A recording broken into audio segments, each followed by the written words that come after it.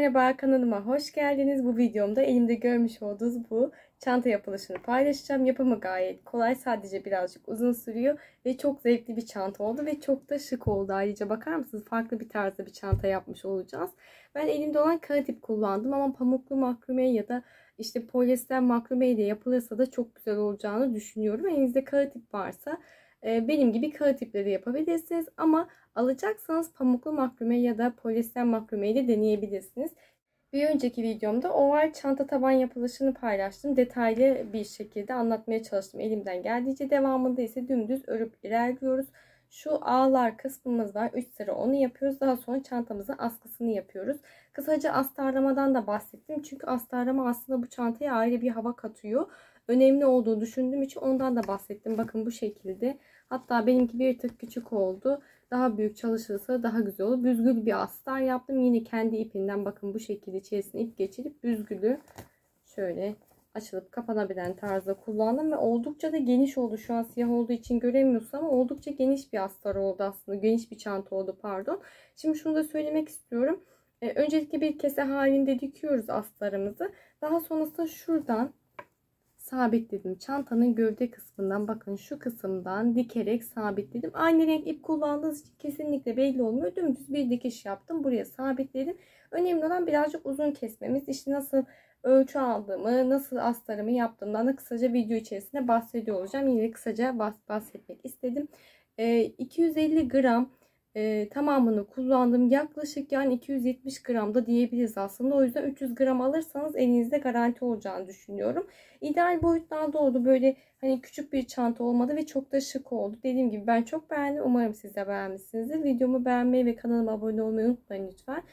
Yorum yaparsanız çok sevinirim. Instagram'da hala takip etmiyorsanız alt açıklama kısmına link bırakıyor olacağım. Tıklayıp takip edebilirsiniz. Bu arada taban videosunu görmeyenler için açıklama kısmına linkini bırakıyorum. Tıklayıp dönerek izleyebilirsiniz. Dilerseniz şimdi beraber yapılışına geçelim. Şimdi ben bu şekilde çantamın tabanını hazırladım. Geldim. Bir önceki videomda detaylı bir şekilde çanta tabanı yapılışını bulabilirsiniz. Açıklama kısmına da linkini bırakacağım. Çünkü birçok kez çalıştığımız için ayrı bir video oluşturmak istedim. Şimdi videoda belli bir sıraya kadar ilerleme yapmıştım. Ben toplamda 7 sıra boyunca git gel yaptım. Yani 7. sıramda 4 tane tek, 1 tane çift sık iğne yaptım ve sıramı tamamladım. Yeterli uzunlukta ve genişlikte oldu bence. Dilerseniz bunu daha fazla da büyütebilirsiniz. Nasıl büyütme yapacağınızdan da bahsediyor olacağım diğer videomda. Şimdi bakın şu şekilde ölçtüğümde 27 santim uzunluğunda, genişliği ise 9 santim. Dediğim gibi bence yeterli bir uzunlukta oldu. Şimdi burada en son ilmek yürütme yaparak sıramı tamamlamıştım. Bir tane zincirimi çektim. Hemen dibindeki boşluğa döndüm. Bir tane sık iğnemi yaparak başlangıcımı yaptım. Tekrardan buraya ilmek belirleyicimi takıyorum. Çünkü burası bizim hep bir bağlantı noktamız olacak. Daha sonrasında yandaki boşluğa atlıyorum. Bir tane tek sık iğne. Yandaki boşluğa atlıyorum. Bir tane tek sık iğne yapıyorum.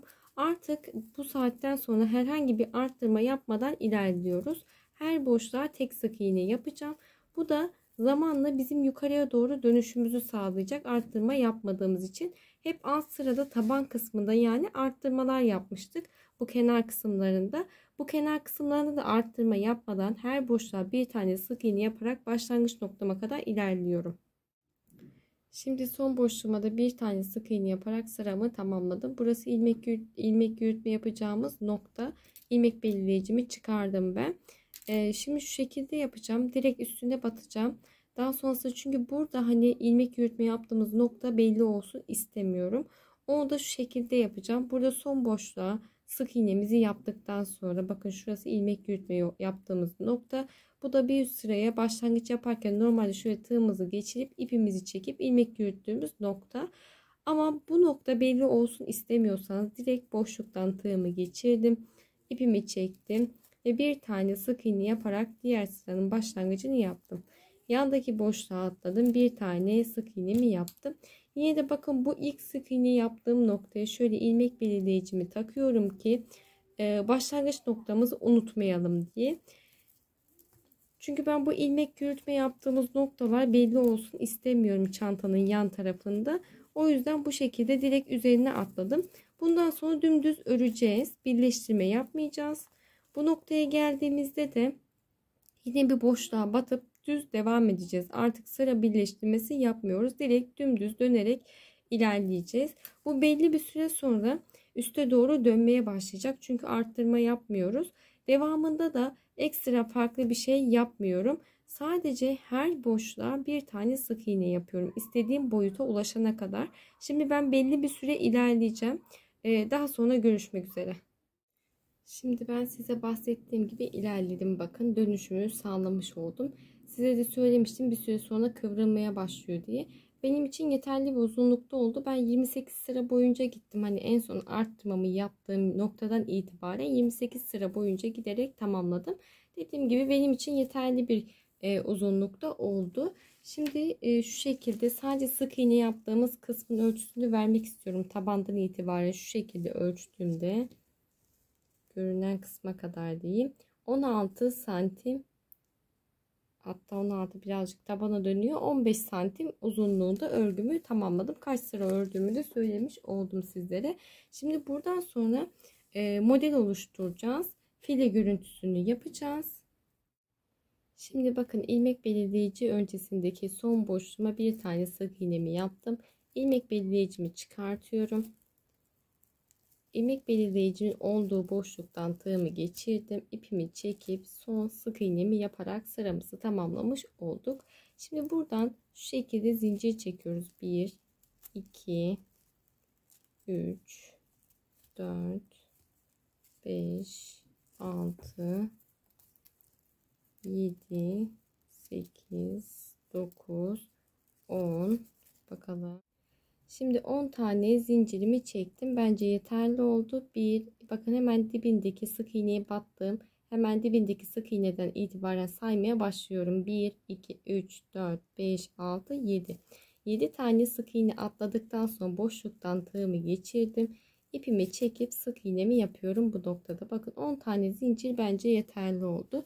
Şimdi yine aynı şekilde 1, 2, 3, 4, 5, 6, 7, 8, 9, 10 tane zincirimi çektim. Daha sonrasında bakın hemen buradan sayıyoruz. 1, 2, 3, 4, 5, 6, 7. boşluğumuzu 7 tane sık iğne ortada kalıyor yani. Boşluktan tığımızı geçirdik. İpimizi çekip sık iğnemizi yapıyoruz.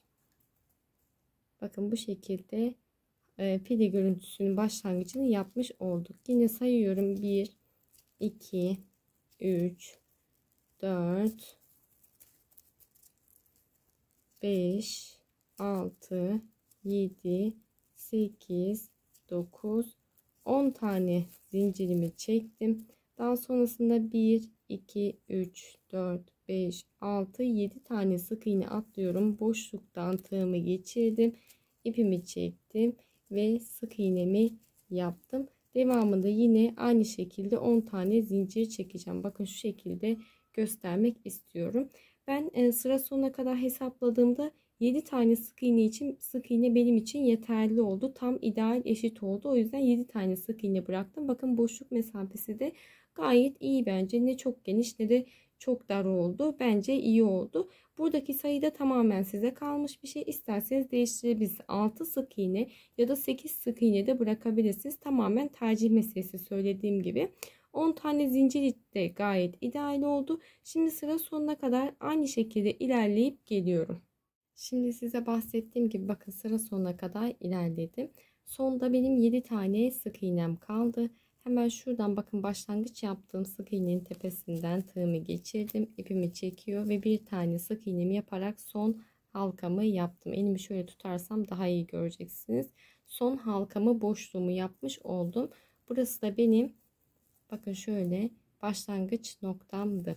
Şimdi burada 1, 2, 3, 4, 5, 6, 7, 8, 9, 10 tane zincirimi çektim.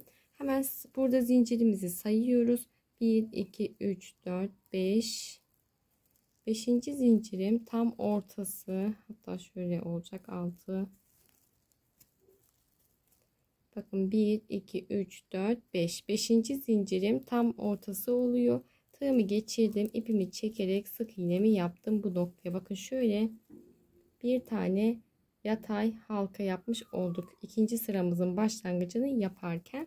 Şimdi 10 tane zincir çekiyorum tekrardan. 1 2 3 4 5 6 7 8 9 10 tane zincirimi çektim. Daha sonrasında hemen yandaki halkada 5 tane zincir sayıyoruz. 1 2 3 4 5. 5. zincirin ortasından tığımı geçirdim. İpimi çekiyorum ve burada tek seferde çekerek sık iğnemi yapıyorum ve ikinci halkamı da yapmış oldum. Hep bu şekilde ilerleyeceğiz. Sıra sonuna kadar her 5. zincirin içerisinde, yani tam halkanın orta kısmında ama boşluk kısmından değil, zincirin içerisinden tığımızı geçirip sık iğnemizi yaparak devam ediyoruz. Şimdi son sık iğnemi yaptım. Bakın son halkamın üzerine battım.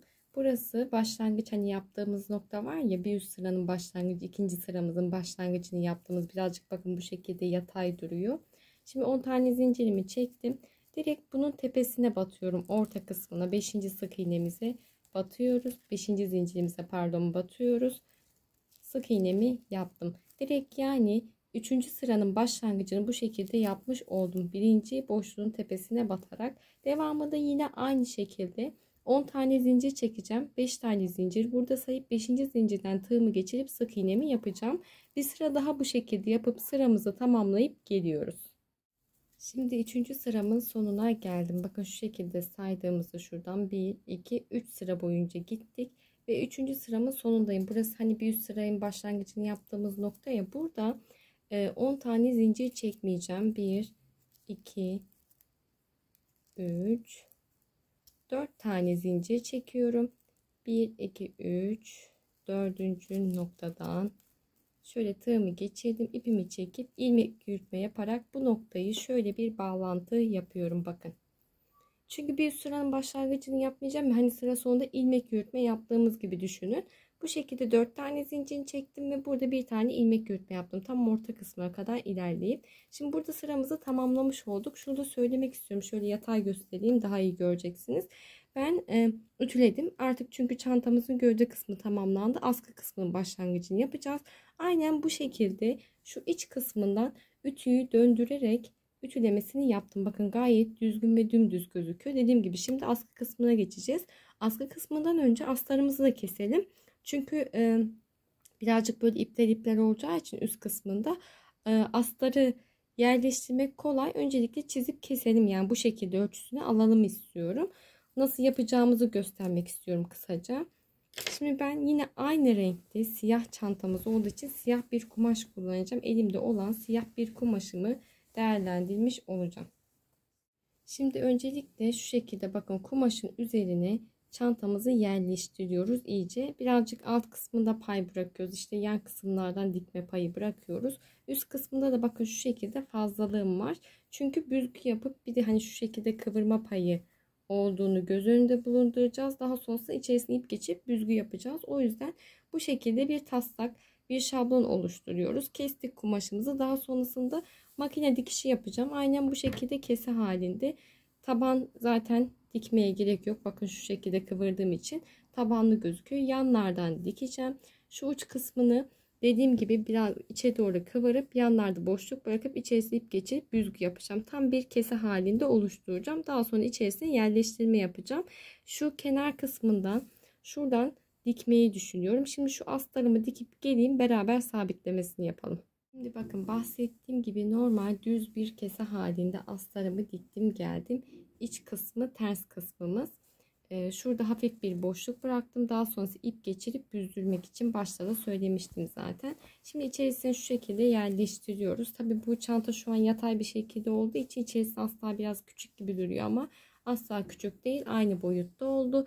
Daha sonrasında bakın iyice yerleştirdikten sonra üstte fazlalık kısmımız var ya. Şu sık iğnenin bittiği noktadan itibaren buraya astarımızı sabitliyoruz. İğneden ipimizi geçiriyoruz. Normal içeriden gizli bir şekilde dümdüz dikerek tüm etrafını dönüp gelip buraya sabitliyoruz. Daha sonra üstte büzgümüzü yapıyoruz. Bakın şu şekilde üstte gözükecek. Ben bunu daha sonrasında yapacağım ama aslında bu aşamada yapmamız gerekiyor. Çünkü üzerine dediğim gibi askılar gelince birazcık zorlayacak.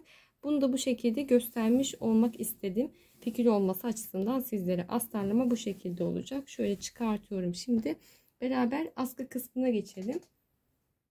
Şimdi şurada en son birleştirmemi yapmıştım. Buradan şöyle tutayım.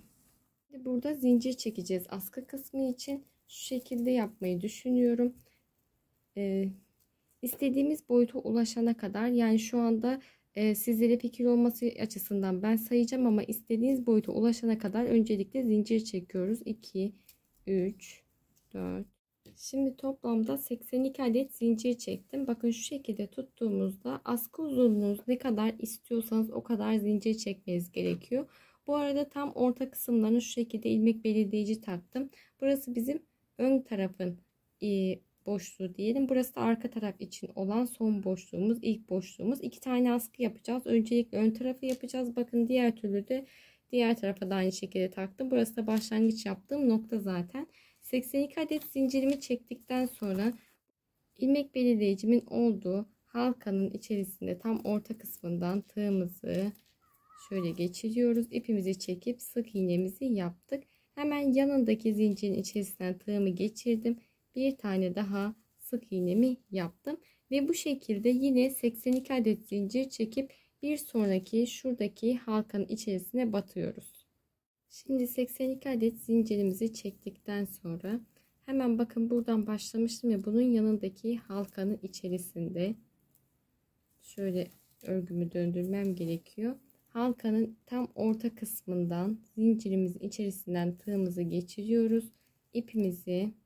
Tığımı geçirdim, ipimi çektim ve sık iğnemi yaptım. Bakın aynı eşit uzunlukta zincirimizi çekmiş oldum.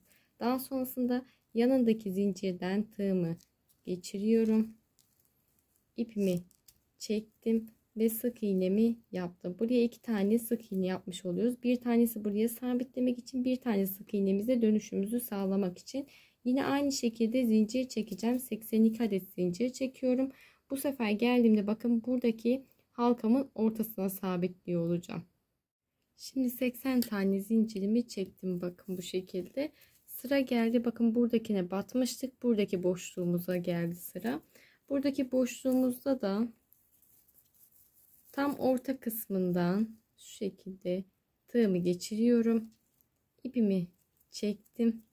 Bir tane sık iğnemi yaparak buraya birleştirmiş oldum. Daha sonrası yandaki zincirin içerisinden tığımı geçirdim. İpimi çekiyorum ve bir tane daha sık iğnemi yaptım. 2 tane sık iğne yapmış olduk. Bakın bir tanesini sabitlemek için yaptım. Bir tane sık iğnemi de dönüş için yapmış oldum. Dönüş için yaptığım sık iğneme yine devam edeceğim. 80 tane zincir çekeceğim. Şuradaki boşluğa batacağım. Hemen 80 zincirimi çekip geliyorum. 80 adet zincirimi çektim, geldim. Daha sonrasında hemen bakın buradaki sıradaki boşluğumun içerisinden tam orta kısmından tığımı geçirdim. İpimi çekiyorum ve bir tane sık iğnemi yaparak buraya sabitlemiş oldum. Bakın şu ipimizi buraya sabitlemiş olduk. Hemen yanındaki zincirden tığımı geçirdim. İpimi çekip bir tane daha sık iğne yapıyorum. Dönüş zincirimin başlangıcı için yaptım. Devamı da yine 80 adet zincir çekeceğim. Şuradaki halkaya sabitliyor olacağım. Şimdi 80 adet zincirimi çektim. Sıra geldi buradaki boşluğumuza, buradaki halkamızın içerisine. Şöyle arka kısmından tam orta kısmından tığımı geçirdim. İpimi çekiyorum ve bir tane sık iğne yaparak buraya sabitledim. Daha sonra yanındaki sık iğneden diyorum, zincirden tığımı geçirdim. İpimi çekip sık iğnemi yapıyorum dönüş için. 2 tane bakın buraya sık iğnemi yapmış oldum. Devamında yine 80 adet zincir çekeceğim. Aynı şekilde buradaki boşluğuma sabitleyeceğim. Daha sonra 2 tane sık iğne yapıyorum. 80 adet zincir çekip buradaki boşluğumuza sabitliyoruz ve artık tamamlamış oluyoruz. Şimdi 80 adet zincirimi çektim ve buradaki şöyle tuttuğumda sağ taraftaki son boşluğuma geldim. Son boşluğumdayım. Arkadan şöyle tığımı tam orta kısmından zincirin içerisinden geçiriyorum. İpimi çekip bir tane sık iğnemi yaptım. Devamında bir iki tane zincir çekiyorum. Artık burada ipimizi kesiyoruz. Şöyle birazcık uzun kesiyorum ki daha sonra içerisinden yürüterek yok edeceğim. Bakın burada bu şekilde sıramızı tamamlamış olduk. Son boşluğumuza kadar battık. Daha sonrasında bu zincirlerimizi şöyle normal düz bir şekilde düzelteceğiz. İyice hani sıralamasını, şu an birazcık karışık duruyor ama iyice düzelttikten sonra bakın bu şekilde iyice düzeltiyoruz. Düzelttikten sonra şu üst kısmını bakın şu şekilde elimle tutuyorum ya. Belli bir kısmından itibaren sık iğne yapacağız. Mesela şurada ne kadar boşluk istiyorsunuz? Burayı hatta en son şu şekilde düzeltip ütüleme yaparsak bence zincir kısımları daha da düzgün duracaktır. Şu an birazcık böyle yamuk yumuk duruyor ama düzenlemek gerekiyor yani. Şöyle ayarladığımızda bu çizgi kısımları ne kadar uzunluğu kalsın istiyorsanız, bakın ben de sizinle beraber şu an göz kararı bir ayarlama yapıyorum. Şöyle sıkı bir şekilde tuttum. Bence şu şekilde yeterli. Ayarladıktan sonra, nereden başlamak istediğimizi ayarladıktan sonra ipimi alıyorum. Bir tane zincir çekerek başlangıcımı yapıyorum. Şimdi bu ayarladığım kısımdan itibaren örmeye başlayacağım. Şöyle tığımı bakın alttan geçirdim. İpi tığ yardımıyla çekiyorum ve bir tane sık iğnemi yaparak başlangıcımı yapıyorum. Şimdi örerken ben birazcık zorlanacağım çünkü ekranda da size göstermeye çalışıyorum bir yandan. Bir yandan da düzeltmeye çalışıyorum. Normalde tabii ki düzenlediğiniz şekilde örmeniz kolay olacak. Şimdi bakın buraya bir tane sık iğnemi yaparak başlangıcımı yaptım. Sıkı bir şekilde örmemiz gerekiyor. Tekrar tığımı alttan geçirdim. İpi bakın yukarıya doğru çekiyorum. Şöyle sıkı bir şekilde çekerek sık iğnemi yapıyorum. Tekrar aynı işlemi yaptım. Tığımı alttan geçirdim. İpimi şöyle yukarıya kadar çekiyorum. 2 tane ilmeğim var. Tek seferde çekerek sık iğnemi yaptım. İpimin altından, şu zincirin altından tığımı geçiriyorum. İp ucuna takıp yukarıya kadar çekiyorum. Ama böyle çok da bol olmasın. Dikkat edin. Sıkı bir yapıda olması gerekiyor. Sık iğnemi yapıyorum. Tekrar göstereceğim. Tığımı alttan uzattım. İpimi ucuna takıp çekiyorum. Tek seferde çekerek sık iğnemi yaptım. Tığımı alttan geçirdim. İpi takıyorum. Yukarıya kadar çekiyorum. Sıkı bir şekilde sık iğnemi yapıyorum. Tekrar aynı işlemi yaptım. Sık iğnemi yapıyorum. Bu şekilde bakın. Düzelterek şöyle bakın, arada ittirin, boşluk kalmasın. Çünkü şu kısmının sıkı olması önemli. Yapısının düzgün olması için. Arada hatta şöyle bozulan zincirlerinizi yukarıda çekerek düzeltme yapabilirsiniz. Mesela benim şurada bir tanesi bol gibi duruyor. Şu anda nerede? Bulup yukarıya doğru çekip düzeltmeyi düşünüyorum. Şimdi bu şekilde şu